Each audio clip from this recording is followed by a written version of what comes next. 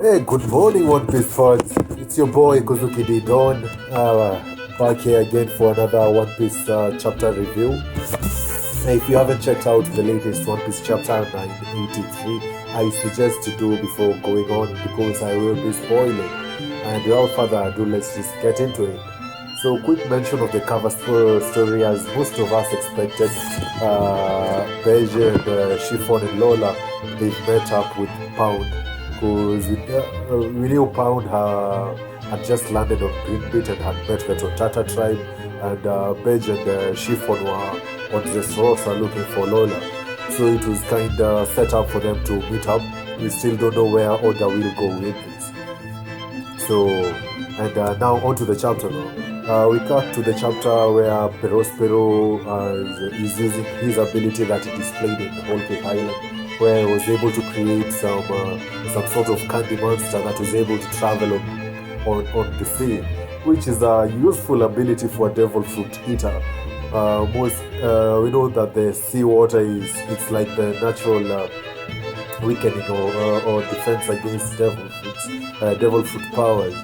Yet this particular Perospero power can actually survive in water. It can float in water, and Perospero rides it and is able to have autonomous ability to control it. So it's a very interesting idea. We normally would think that once seawater was even poured onto an ability like we've seen, like let's say someone like Mr. Three's wax fruit, even though it turns as hard as metal, most of us expect that when seawater is poured on it, it's supposed to undo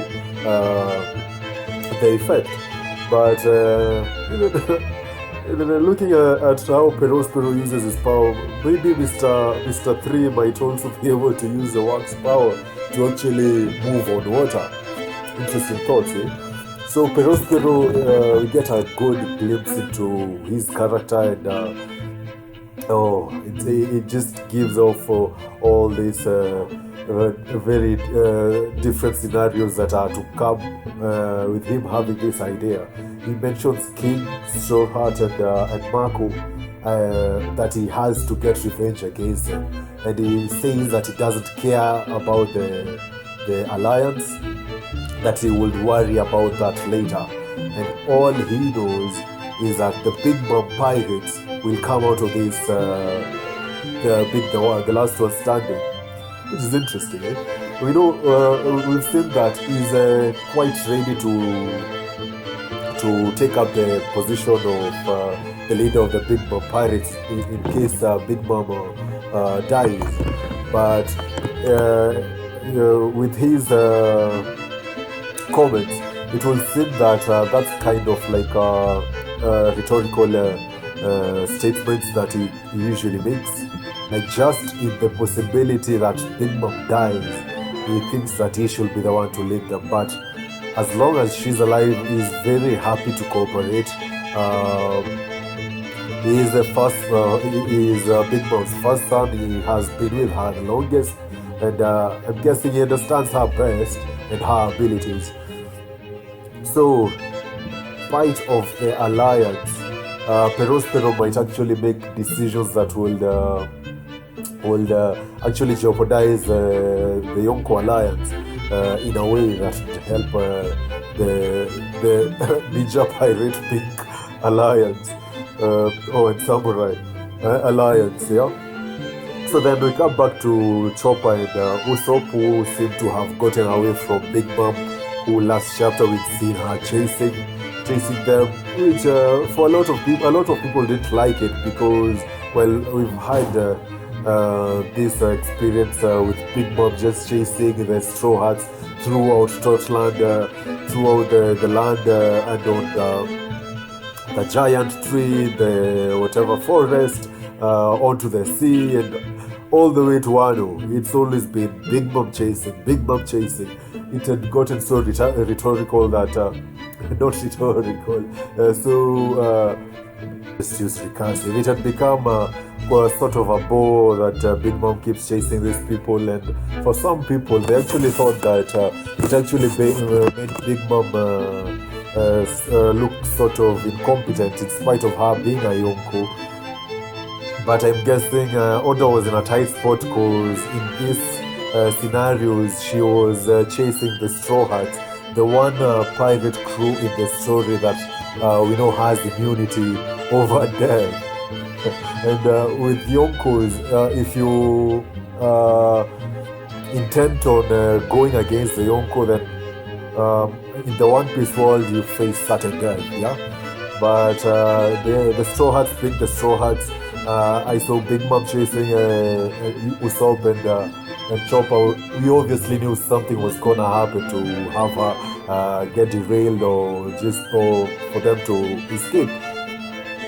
So it seems that she actually abandoned the chase of Usopp and Chopper to go chase after Nami, which makes sense because Nami actually sort of stole one of her very major and very useful powers, which is the ability to fly upon Zeus. Yeah, Zeus controls lightning, is able to even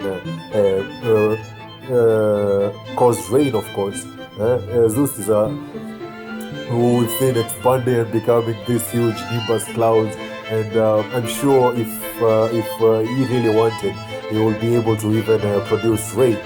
Big Mom can ride on top of Zeus. She can rain down lightning strikes. We saw just how devastating these lightning strikes could be through Nami's use when she actually blasted Big Mom herself using Zeus, leaving a huge crater of a hole where Big Mom was. So Zeus is a very, very important ability. So we see that Big Mom even deems that true. In this case, she was just chasing Chopper and Usopp for, like, she wants like their captain. So meaning she had her wits around. She's not like in Whole Cake Island when she was experiencing her cravings. In this time, she was, she was sound enough to be able to make that rational decision that actually getting Zeus will be far more important than chasing after Chopper and Usopp. So from I guess Chopper or maybe Usopp words, we see that she actually attacked the Brachio tank. She took one hit at the tank, which activated some kind of transformation. Which this could be an interesting piece of comedy, depending on how it will be animated. Because it could be simply an engineering marvel of Frankie's, in which after taking the hit, which it's amazing it's still in one piece, that's a hit from a Yonko man. The same punches that we saw Page taking and in his Big Faza form, and he was actually getting dents. So it could be that this metal is just that much durable, or that transformation will be, because of course we see the legs that have sprout, and it's the Brachio tank is actually running. So if it's animated well, it might be the Brachio tank actually took off on its feet, like in a sort of to save its own life, yeah, just running really fast. Even from the ensuing conversation, Usopp mentions that Nami's crew has Sanji with them, and he considered that they'll be fine. Sanji will find a way, which just emphasizes the kind of trust they have in each other. Among the combatants of the group, it's usually like whenever there's a problem, of course Luffy will be the one to dive head first into it to solve it. And if Luffy is not around, it would be Zoro who would actually be first to get into that combat situation in terms of maybe defense or attack, yeah. So it makes sense that or even after Zoro, if Zoro isn't there, that's why they call the Master Trio. If Zoro isn't there, then Sanji is also reliable enough to be able to what's it called, to tussle with some big names. Yeah, we saw them in Dressrosa when they got separated. Sanji was with the crew in the Thousand Sunny when Doflamingo attacked them, and it was upon Sanji to actually fight Doflamingo when everyone else in the crew was scared of him. We know how strong Doffy is. Then we come back to Big Mom, and we see Prometheus. I'm sure I will butcher the pronunciations of these names a lot, so bear with me. Prometheus is following Nami and Nami's group, and actually calling back to Big Mom, was sort of directing her to where they're running to. And Big Mom actually just states she's actually very calm. She states that they are still heading to where she is going to, meaning they will inevitably meet anyway. So the conversation Carrot's having with Nami, Carrot mentions Sanji having decided to stay back for the prostitutes, which of course they think that it's just Sanji's pervertedness that's keeping him there, but it might actually turn to be an even deeper and more serious storyline developing there. That we know that these prostitutes inside the brothels in Onigashima, for the most part, they might not even be there in their will. They might be there against their will, because we know when Orochi made that deal with Kaido all those years ago, he used to ship, was it 100 people? 100 people, 100 of the citizens to Onigashima. That must have, of course, included women and everything. And these were shipped off to Onigashima as slaves, meaning Kaido and the Beast Pirates literally did anything they wanted with them. So there might be a lot of women here who have been abused a lot. And this is a Beast Pirates, this is a group of pirates, and we know from the kind of commander they have in Kaido, they might actually, it's a group of people with the really high testosterone levels. Everyone's there is all beastly, and we know with such high levels of testosterone, there's bound to be a lot of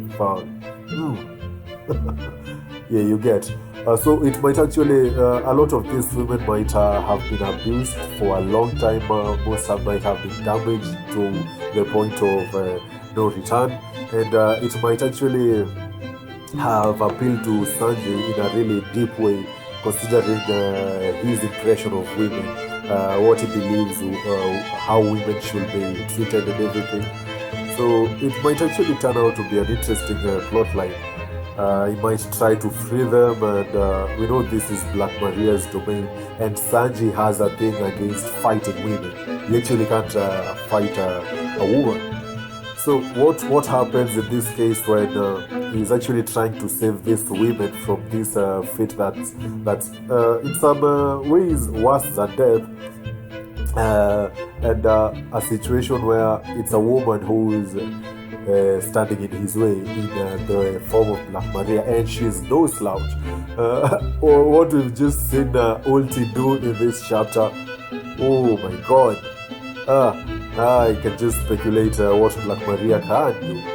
So it might be a really, really tough situation for Sanji. I don't know if he will be forced to break his code of not fighting women for the sake of these women, or someone else might jump into the case, like in his lobby when Nami actually stepped into the fight and took care of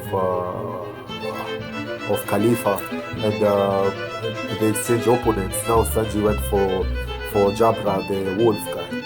It's a very interesting plotline that might develop from there.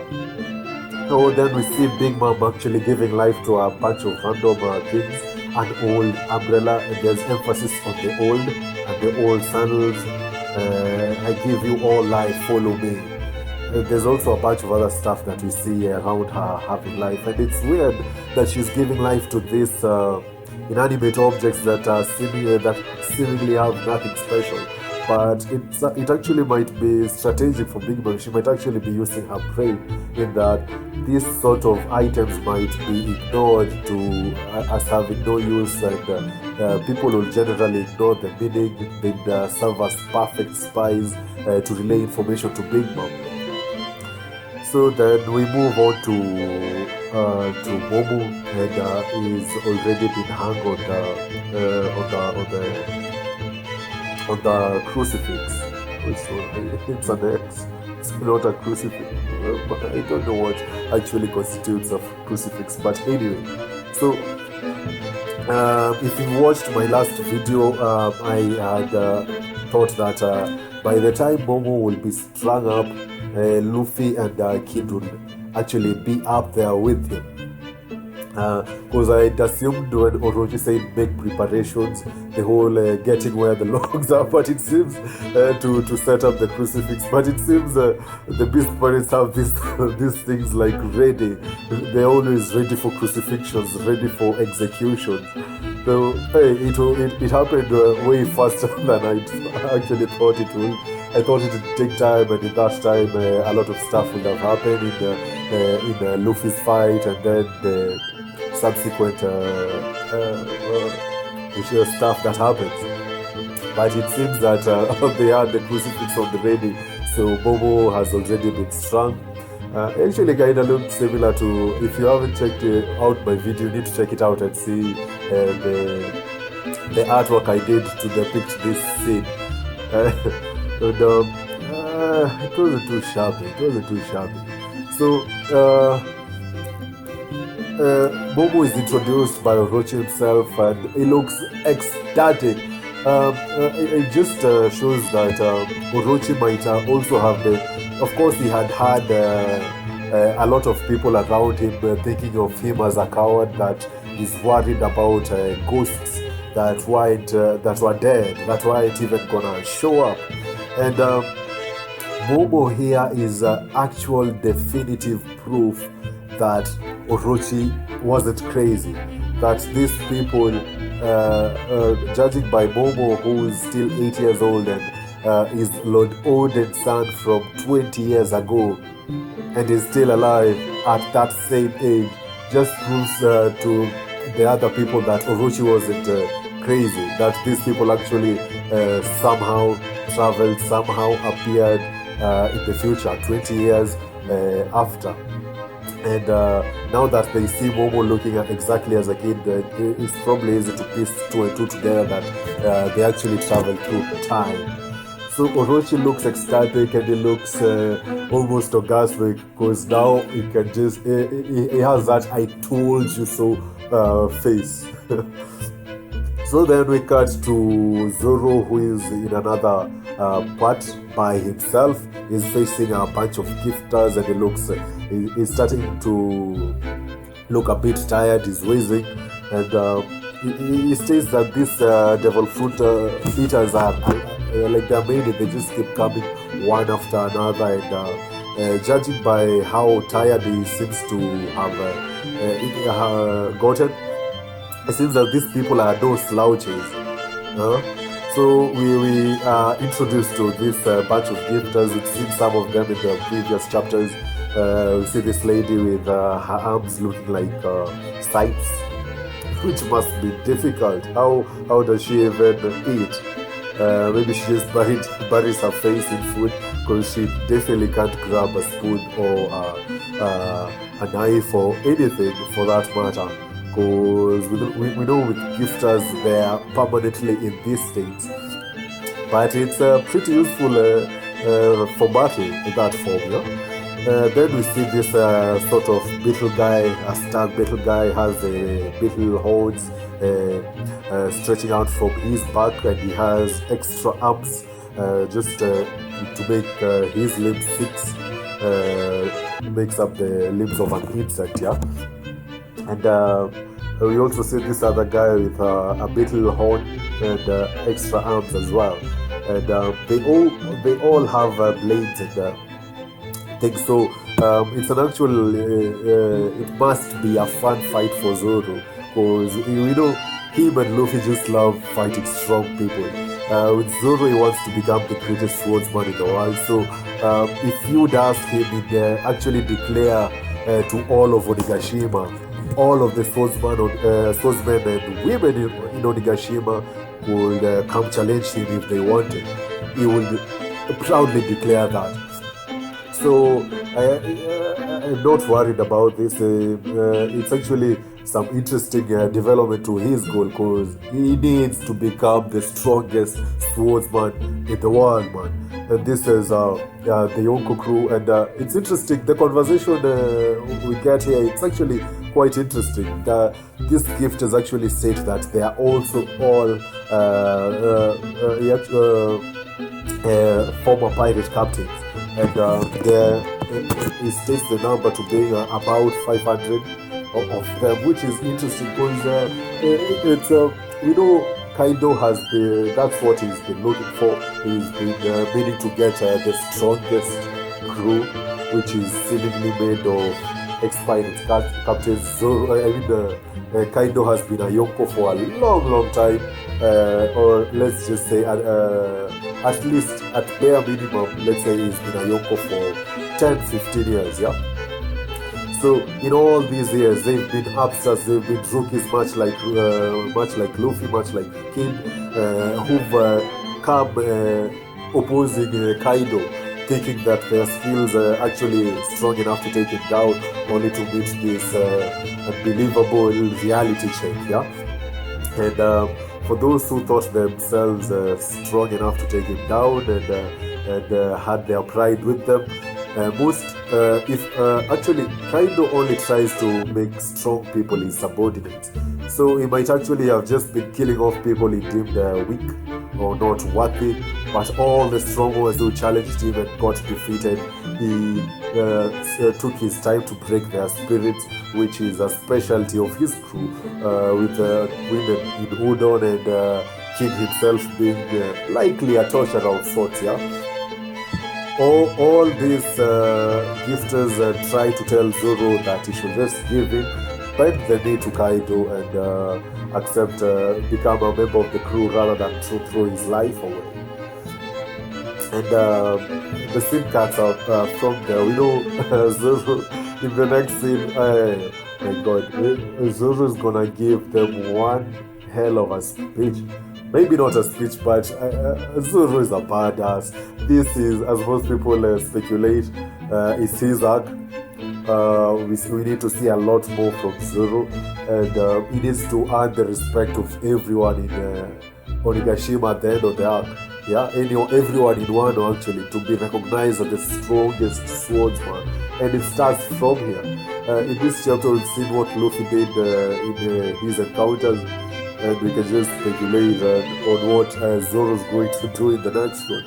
Oh, there's a badass moment, Zoro moment coming up that, let's just wait. Oh, this is more, it's getting interesting and more interesting by the minute. So then we cut to Kid, who's also separated from Zoro and Luffy, and is on his own. He has the killer with him. I don't see any other members of his crew around them. And Killer is still scolding him, telling him that it wasn't a good idea to simply burst through front lines, as if these people are fodder. These people, like the Beast Pirates, even the fodder were difficult to take down. They're not just fodder, yeah. Oh, and also Killer states that they've been separated from their other members' feet. But he says that as long as they don't get found out, they manage.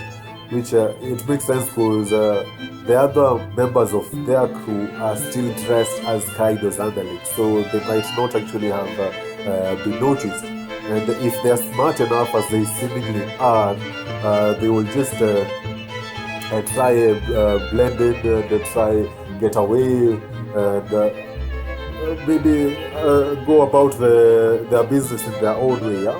Maybe wait a sort of that backup when kids maybe in a bad place, in a bad situation. So the guys are actually facing Kid listening to a conversation behind them about someone speaking of Kaido searching for someone. And as they turn to look who that might have been, Kid takes advantage of it and demolishes them. Of course, which makes sense. They are pirates. There are no rules to a pirate fight. If you lose your concentration, if you let your guard down, you'll be decimated. Even Luffy states as much when he was fighting Katakuri and Flambe shot through his knees. And he doesn't blame Katakuri for taking advantage of that to blow a hole in his stomach, because he says it's his fault. He should have been aware enough to be able to dodge that, and it's all fair play. So Kid, of course, understands this better than anyone. He's more piratey than Luffy, and even Luffy, big Luffy, gets that simple concept. So, of course, Kid will take advantage of that, and it decimates them. So then we switch off back to Ulti and page 1, and Ulti is still all over page 1, talking about showing concern for him, in spite of her being the primary reason for the fall and everything. Yeah? Then she stands up and blames Luffy for it. And Luffy, just in a matter of fact way, states that she's the one who rode him down the stairs like a slave. Do you see that the smoke and the rubble on the stairs, showing how page 1 had been ridden? Oof, that must have been painful as well.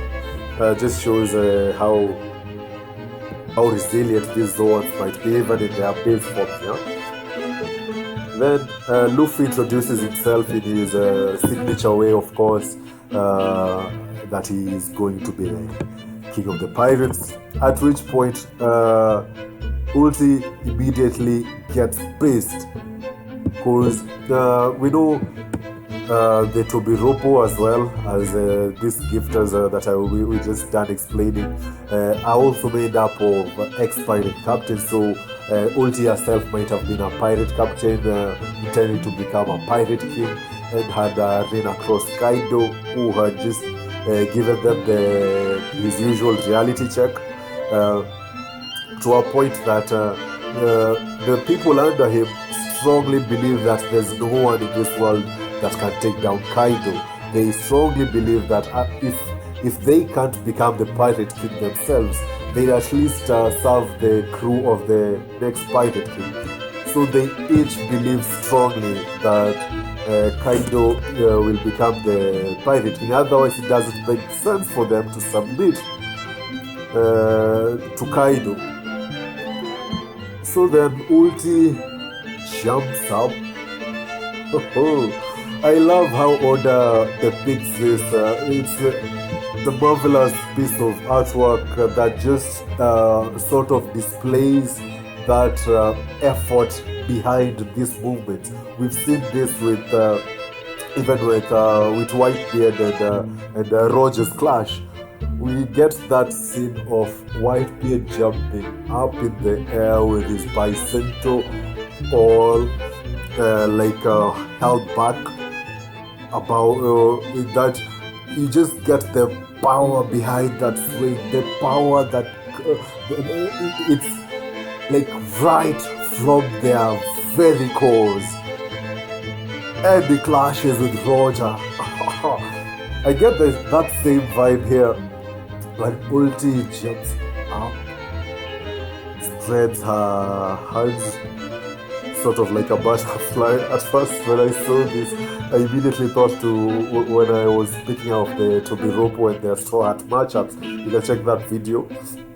And I actually thought that Ulti might have something to do with her butterfly Zoan or something. And when I saw this, I was like, oh shit, she's about to turn into the butterfly or something. And she states that Kaido-sama is the only man who will become the Pirate King. Then Luffy is like, a headbutt? And I was like, oh, what the? Oh. And he's saying, and Ulti reinforces her saying, I'm gonna bash your skull to pieces. Oh my god. And they just clash. Boom! Ulti's skull cannon. I'm waiting for the official translation. So we see Ulti's move, the actual name behind it. But in this translation, we get it as the Ulti Skull Cannon. And it looks devastating. Both of them use Haki. And we know that Luffy never backs down from a headbutt challenge. Because that's like the most direct way for anyone to face anyone. And Luffy loves such kind of people, direct people. We know how confident Luffy is about his head. He actually has a couple of moves that involves headbutting here. He has named moves that are headbutts. And we've seen that in East Blue Arc, he took down Captain Kuro with a headbutt. We saw him in Fishman Island. He actually broke some metal shields with his headbutt. Also, when he visited Izo, he had that headbutt challenge with it's a buffalo mink or something.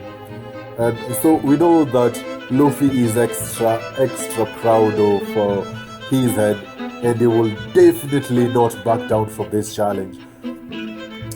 But as soon as they crash, as their head clashes, there's an explosion from the impact that sends everyone flying, all the gifters flying off into the distance, and it actually sends Luffy down. It blows a hole under in the ground, and Luffy is inside it. And everyone actually thinks that Ulti has crushed Luffy's head in. And of course, these are the gifters speaking. They still don't know just how strong Luffy is. And as soon as they say that, Page One calls out to Ulti, who's already transforming. And as so she transforms into her hybrid form, as Page One transforms into her dinosaur forms, which baffles the fodder around there, wondering why are they turning into their strong forms when Ulti has already taken care of the threat. At which point, Ulti shouts out to them to shut the fuck up, as they should, and she goes on to state that Luffy is the real deal, and she looks even worried. Oh, this, remember at the Tobiropo, who we've seen actually have an interest in the All-Stars positions. They each none of them even seemed worried about challenging one of the Tobiropo. But now Ulti faces Luffy and she looks worried. That kinda implies, as most of us are part of the group that subscribes to the power scaling, that Luffy is at least vice captain to an emperor level. And we see that in Ulti's reaction. She actually acknowledges Luffy's power to be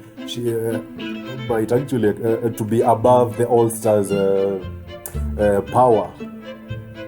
And Luffy just comes out of it with a sort of headache and says that he had underestimated them.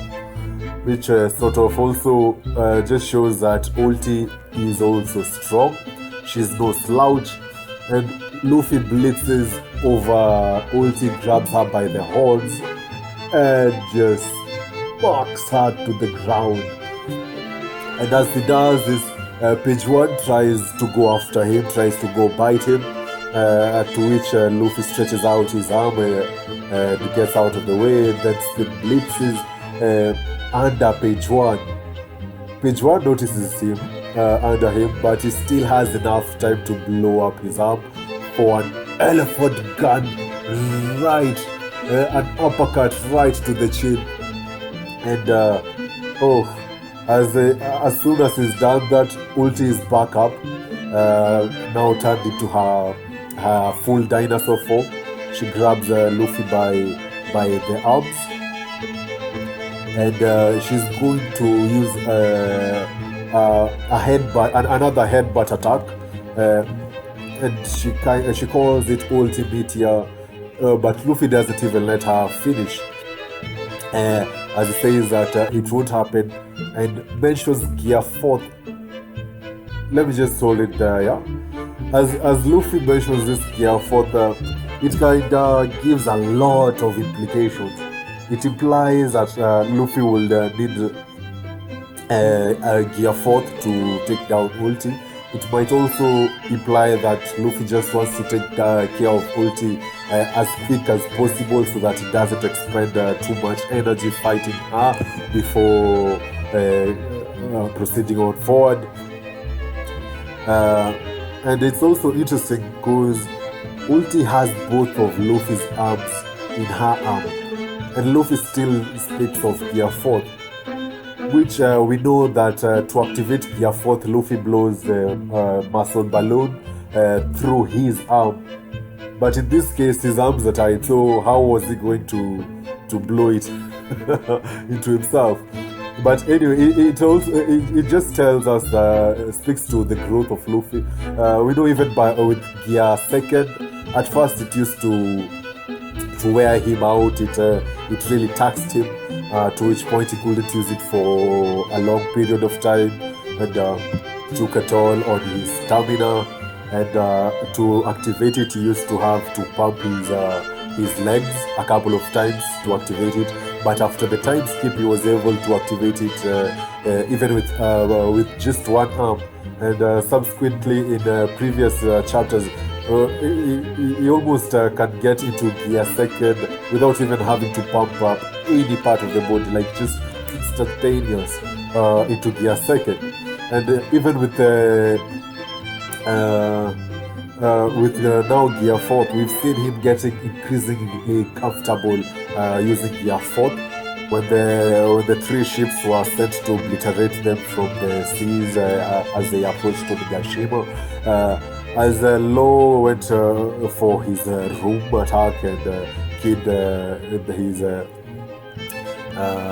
Pankroten or something, Luffy went into his Gear 4th form, and after they took down the ship, Luffy was back to his base form, meaning he's also gotten comfortable enough to get into Gear 4th form as he pleases, whenever he wants. So then, to the main event of the chapter, as Ulti prepares to headbutt Luffy, we see the Honda Bagua! Oh! And this figure, okay, we know it's Yamato. Yamato just speed blitzes Ulti and smacks her with his Kanumbo that just looks kind of like, exactly like Kaido's. Oh my god, it was just such an interesting scene and parallel. And Luffy sees it is like Yamato actually one-shots Ulti just to show how strong he is. And I actually predicted this in that most people thought maybe Yamato will of course might be strong, but some people also speculated that he might actually come out being those more skinny, more weaker types that Kaido would be disappointed in. But with this, I just knew that there will be some sort of clash to just depict to us how strong Yamato is. And in my case, I thought that Yamato would have a clash with Mako the Phoenix, just to show us how strong he is. In that he might be a vice captain to an emperor level or an admiral level there. And this one is just as good. This is what I love One Piece, that no matter the theories that we come up with, Oda just finds a way to surpass our expectations, and he also does it in a more in a better way. Like say Ulti, I thought that she'd turn into a butterfly or something, but the design that was given to us, nobody had seen it coming.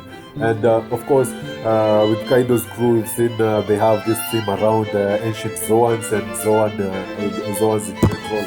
So it was kind of expected that she might actually have an ancient Zoan. But the design that Oda went for was completely out of our imagination.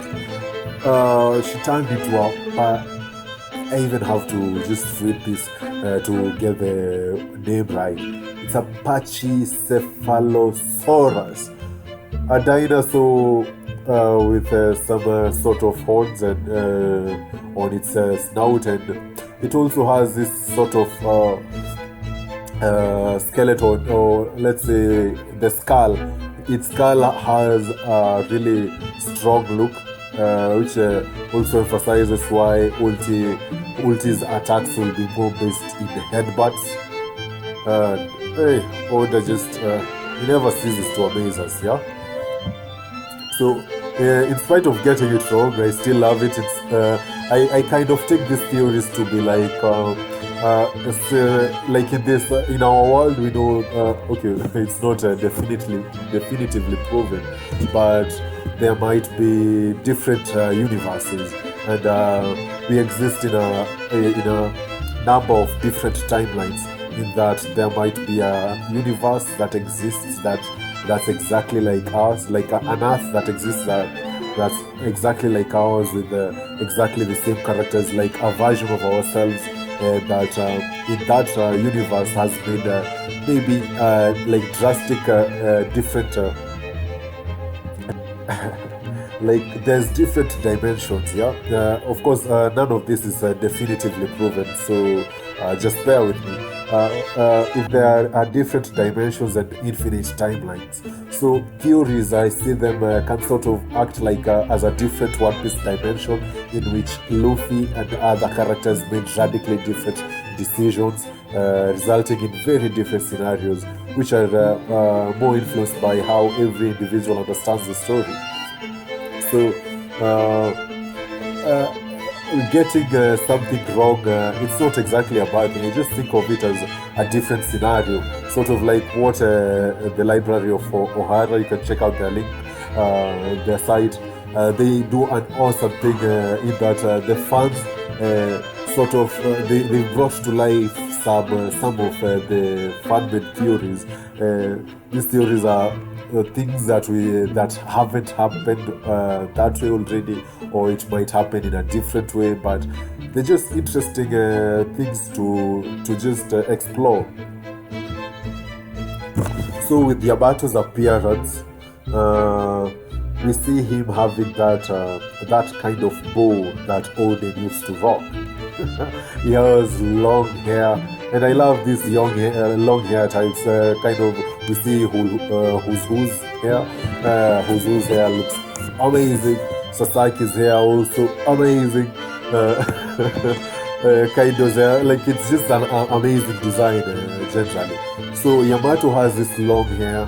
He has this one's sprouting. I'm guessing it's just his only mask, but and he also carries a kanubo, sort of like the one Kaido has. I'm not so sure if it's smaller or they're actually the same size. But with this Oden's sort of ribbon, I've seen this ribbon a couple of times in the story, and I might be wrong, but I think it's to signify the Yokozuna. The Yokozunas they walk around with this pose, and Oden in his time might have been the Yokozuna, being the strongest in the land, and that's why he walked with it. Yamato also has, you see, some cuffs with chains along, still attached to his hands, which kind of just gives up a kind of idea of what sort of life and he's been living up to now. With this Oden's thingy behind him, I kind of think of him as he might have actually embodied Oden's sort of philosophies, in that he loves freedom, he loves adventure, he loves exploring, and Kaido doesn't want him going exploring into the world. So he ties him, chains him, keeps him bound in Onigashima or on Wano somewhere. Like he doesn't want him to get out. And I think Yamato keeps breaking his chains and trying to escape, much like Oden did.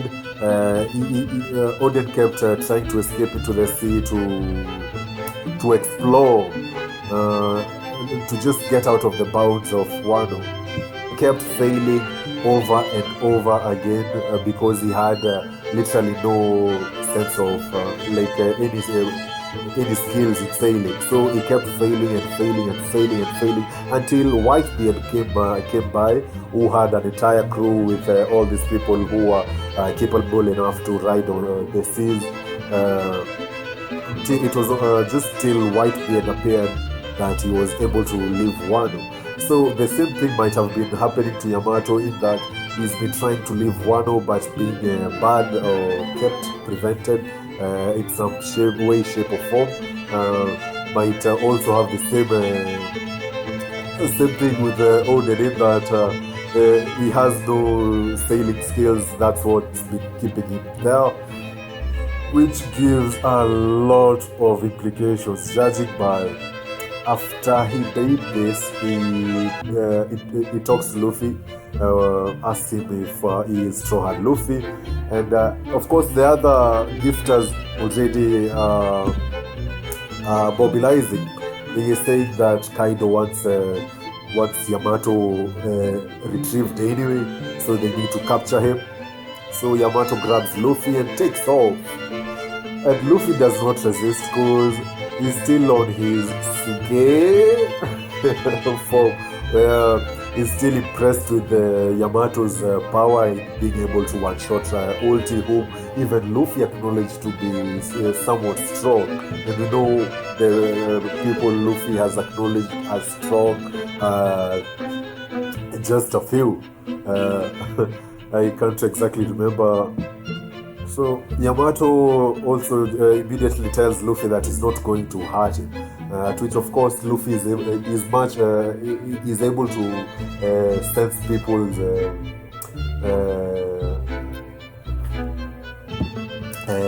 innermost intents, and he says that Yamato means no harm to him, so he doesn't flinch. And we know Luffy, big Luffy, he loves adventure, so it just follows onto Oda's way of how he's been writing One Piece, in which Luffy in these territories, whatever territory Luffy lands on, he must explore the island in some way, even if it's by kidnapping and ending up even further inside the territory in which he's in which he gets to learn a deeper history of the land itself,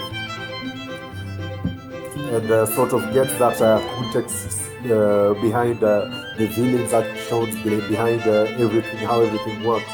And that's why Luffy almost always makes that that just right decision. In spite of him being dumb and stupid and everything, but when it matters, he makes that right decision, which might actually play some role in Kaido's takedown. Even Oda himself still doesn't know how he's going to take down Kaido, but Luffy, when he gets this sort of deep understanding of Kaido from Kaido's own son, might give way to some very interesting possibilities. So Luffy wants to move on, but of course he's intrigued by this character. He's not seen the face, and Luffy, if for anything else, we know Luffy is one curious kid. He loves finding out new stuff. So of course, he wouldn't wanna live before seeing the face behind this mask. And this strong guy, Luffy loves strong guys. You might even want to spar with him later. So anyway, going by Oden's backstory, and seeing Yamato in this state, Yamato might actually ask Luffy to join his crew. Yamato might actually join Luffy's crew in order to get out of Wano, in order to explore the world. Oh my god. Oh my god. That's a very interesting possibility. And of course, by end of Wano, Luffy must be on Emperor level. He will be really strong. He'll have taken down Kaido. It just makes sense him having an extra powerful guy like this also in his crew. It's lucky and it's good that Oda made him into he uses this Kanumbo. It's not a sword. What I mean by that, it means that if he was using a sword, he will definitely have to fight Zoro, because Zoro wants to become the strongest swordsman in the world. And if Yamato was a swordsman, Zoro will definitely have to challenge him. So Goda goes the way of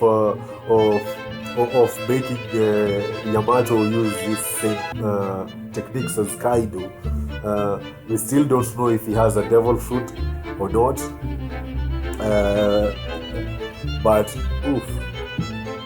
because even from the dialogue with Kaido refers to Yamato as my idiot son.